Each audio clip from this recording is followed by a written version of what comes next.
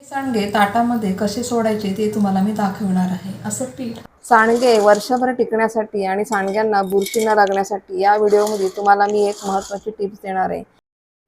नमस्कार, सुवर्ण अलिबागची या चॅनलवर तुमचे खूप खूप स्वागत आहे. आजची आपली रेसिपी आहे मिश्र डाळीचे अगदी वर्षानुवर्ष टिकणारे असे हे सांडगे. इथे तुम्ही पाहताय सांडगे बनवण्यासाठी मी इथे 3 प्रकारच्या डाळी घेतल्या आहेत. अगदी वर्षभर हे सांडगे टिकून ठेवण्यासाठी आपल्याला काय पद्धत वापरायची आहे ही तुम्ही व्हिडिओमध्ये पाहणार आहात. इथे कोणती डाळ वापरली आहे आणि किती प्रमाणात वापरली आहे ते तुम्हाला मी सांगणार आहे. 1/2 किलो इथे अशी ही हिरव्या सालीची मुगाची डाळ मी वापरली आहे. ही आहे मटकीची डाळ आणि ही आहे चणा डाळ. 1/2 किलो ही हिरव्या सालीची मूग डाळ आहे आणि 1/2 किलो मटकीची डाळ आहे.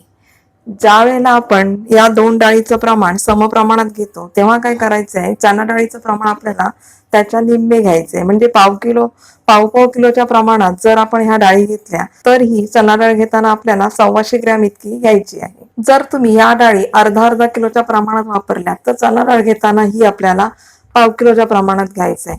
जसं जसं प्रमाण डाळीचं हे तुमचं वाढत जाणार आहे त्याचप्रमाणे त्याच्या निम्मेही आपल्याला चणा डाळीचे प्रमाण घ्यायचे आहे. ह्या तिन्ही डाळी आपल्याला मिक्स करायच्या आहेत आणि अगदी 3 ते 4 पाण्याने आपल्याला या डाळी स्वच्छ अशा धुवून घ्यायच्या आहेत.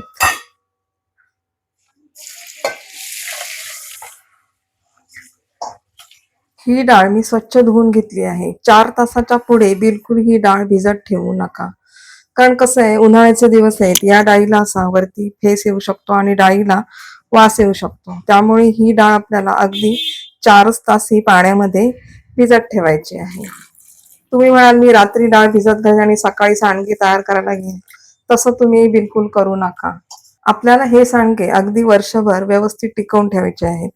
जर डाळ तुम्ही रात्रभर भिजत घातली तर डाळीबरोबर सांडग्यांना सुद्धा असा वेगळा असा वास येऊ शकतो. त्यामुळे ही डाळ आपण 4 तासच भिजत घालूया. डाळीच्या दुप्पट असे इतके मी हे पाणी यामध्ये घातले आहे. आता भेटूया 4 तासानंतर. ही डाळ कशी भिजली आहे ते तुम्हाला मी दाखवणार आहे. सांडगे बनवताना आता गरम मसाल्याची आपल्याला तयारी करायची आहे. तर त्यासाठी मी इथे 4 चमचे धणे घेणार आहे. 2 चमचे जिरे घ्यायचे आहे. अर्धा चमचा ओवा घ्यायचा आहे.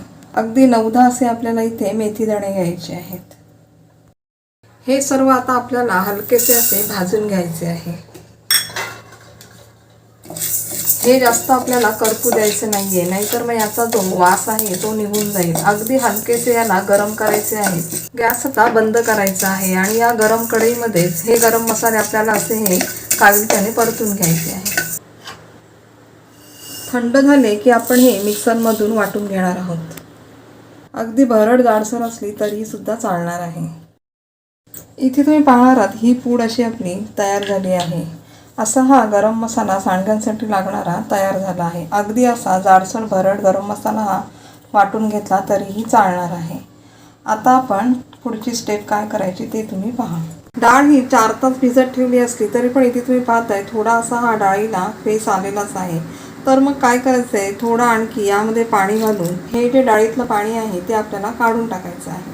डाळीतलं पाणी काढून झालं की काय करायचं आहे, ही डाळ आपल्याला चाळणीमध्ये अशी ही निथळत ठेवायची आहे.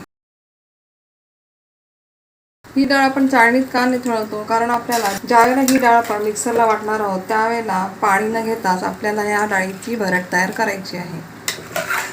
पाणी न घेता आपल्याला ही मिक्सरमधून डाळ वाटून घ्यायची आहे. ह्या डाळीतील पाणी निथळून होईपर्यंत आपल्याला काय करायचं आहे, या सांडग्यांसाठी जी पुढची तयारी आहे ती करून घ्यायची आहे. इथे तुम्ही पाहताय अर्धी वाटी इतका हा आपला सांडग्यांसाठी लागणारा गरम मसाला तयार झाला आहे. अर्धी वाटी इथे मी लसूण पाकळ्या घेतल्या आहेत, त्या आपल्याला या मिक्सरच्या भांड्यातून वाटून घ्यायच्या आहेत. लसूण मिक्सरमध्ये बारीक करताना आपल्याला इथे पाण्याचा बिलकुल वापर करायचा नाहीये. इथे पहा मी ही लसणाची पेस्ट अशी तयार करून घेतली आहे. जर लसणाची पेस्ट तुमची मिक्सरच्या भांड्यात बारीक झालीच नाही तर काय करायचं आहे, जी आपण या सांडग्यांसाठी डाळी भिजत घातल्या त्यातील थोडी डाळ या लसणामध्ये मिक्स करून याची मिक्सरला बारीक पेस्ट करून घ्यायची. त्यामुळे कसं लसूणसुद्धा बारीक होऊन जाणार आहे. पण इथे तुम्ही पाहताय हा लसणाची पेस्ट ही व्यवस्थित झाली आहे.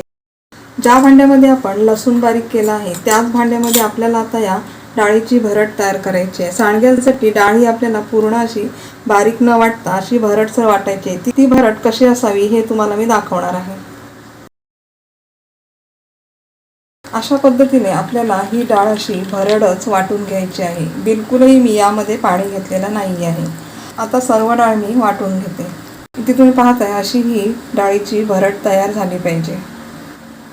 इथे मी सर्व डाळ वाटून घेतली आहे. इथे तुम्ही पाहताय डाळ वाटताना मी बिलकुल पाणी घेतले नाहीये. असे हे ताटातून तुम्हाला इथे दिसते या डाळीतून बिलकुल पाणी बाहेर पडलेलं नाहीये. अशा पद्धतीनेच आपल्याला ही डाळ वाटून घ्यायची आहे. आता बाकीचे सर्व साहित्य यामध्ये आपण मिक्स करून घेणार आहोत. हा जो सांडग्यांसाठी आपण गरम मसाला तयार केला आहे तो यामध्ये घालून घेऊयात. सांडगे अतिशय चविष्ट होण्यासाठी तुम्हाला असा हा गरम मसाला तयार करायचा आहे. अर्धा चमचा यामध्ये हळद घ्यायची आहे. 2 चमचे लाल तिखट, चवीपुरते मीठ घालायचे आहे. सुरुवातीला मी इथे 2 चमचे इतके मीठ घालून घेणार आहे. ही लसूण पेस्ट जी आपण वाटली आहे ती सुद्धा यामध्ये घालून घेऊया. हे आता सुरुवातीला मी चमच्याने मिक्स करून घेणार आहे. आता हे सर्व मी हाताने मिक्स करणार आहे. हाताने मिक्स करणे काय होणार आहे, हे सर्व जे आपण यामध्ये मसाले घातले आहेत ते या सांडग्यांच्या पिठाला व्यवस्थित लागणार आहे. सर्व मसाले मी एकत्र करून घेतले आहेत. जर तुम्हाला मिठाचा अंदाज नाही आला तर यातलं थोडं मिश्रण चाखून बघायचं. मीठ कमी असेल तर आणखी थोडं घालायचं. मिठाचं प्रमाण तुम्हाला यानुसार समजणार आहे. सर्व मिश्रण एका पातेल्यामध्ये मी काढून घेते आणि त्यानंतर आपण सांडगे तयार करायला सुरुवात करूयात. सांडगे ताटामध्ये कसे सोडायचे ते तुम्हाला मी दाखवणार आहे. असं हे सांडग्यांचं बॅटर हातामध्ये घेऊन असे थोडे थोडे असे हे सांडगे आपल्याला या ताटामध्ये घालायचे आहेत. अशा पद्धतीने मी सर्व सांडगे तयार करून घेणार आहे. आता हे सर्व सांडगे मी ताटामध्ये घालून घेतले आहेत. हे सांडग्यांचे ताट आपल्याला उन्हामध्ये ठेवून 2 ते 3 दिवस हे सांडगे आपल्याला वाळवून घ्यायचे आहेत. 2 दिवस अगदी कडकडीत उन्हात असा ऊन दिल्यानंतर इथे तुम्ही पाहताय सांडगे असे ताटातून आपोआप असे सुटतात आणि हे सांडगे 2 दिवसात अशा पद्धतीने हे वाळले जातात. असे हे सांडगे वाळलेले असले तरी तिसरं ऊन आपल्याला हे द्यायचंच आहे, कारण हे सांडगे असे वरून सुकले असले तरी सुद्धा आतून हे थोडे ओलसरच असतात. तर मग आता काय करायचं, हे सगळे सांडगे आपण एकत्र करून घेऊयात. नंतर काय करायचंय, असं पसरट असं मोठी अशी परात घेऊन हे सांडगे आपल्याला एकत्रच तिसरावून असा द्यायचे आहे. इथे तुम्ही पाहताय सहज असे हे सांडगे ताटातून खाली पडले जात आहेत. अशा पद्धतीने आपल्याला 2 उन्हात अगदी कडकडीत उन्हात हे सांडगे वाळवून घ्यायचे आहेत.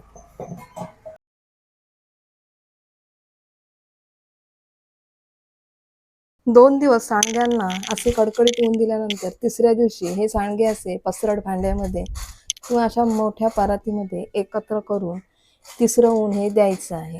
वर्षभर जर हे सांडगे आपल्याला व्यवस्थित टिकवून ठेवायचे असतील, सांडग्यांना बिलकुल बुरशी लागू नये यासाठी आपल्याला हे तिसरं ऊन असे पसरट भांड्यात द्यायलाच हवे. कारण हे सांडगे कसे वरून जरी सुकले असले तरी आतून थोडे हे ओलसरच असतात. सांडग्यांच्या भाजीचा व्हिडिओ तुम्हाला पाहायचा असेल तर चॅनलला नक्की सबस्क्राईब करा. बेल आयकॉनचं बटन दाबायला विसरू नका, म्हणजे या भाजीचा व्हिडिओ जेव्हा मी अपलोड करेन तेव्हा त्याचे नोटिफिकेशन तुम्हालाच पहिले मिळेल. कडकडीत उन्हामध्ये 3 दिवस हे सांडगे सुकून असे हे रेडी झाले आहेत. काचेच्या बरणीमध्ये हे सांडगे भरून ठेवायचे आहेत, म्हणजे कसं वर्षभर अगदी हे सांडगे व्यवस्थित टिकतात आणि या सांडग्यांना बिलकुल बुरशी लागत नाही. पूर्ण व्हिडिओ पाहिल्याबद्दल तुमचे खूप खूप धन्यवाद. आता भेटूया पुढील व्हिडिओमध्ये.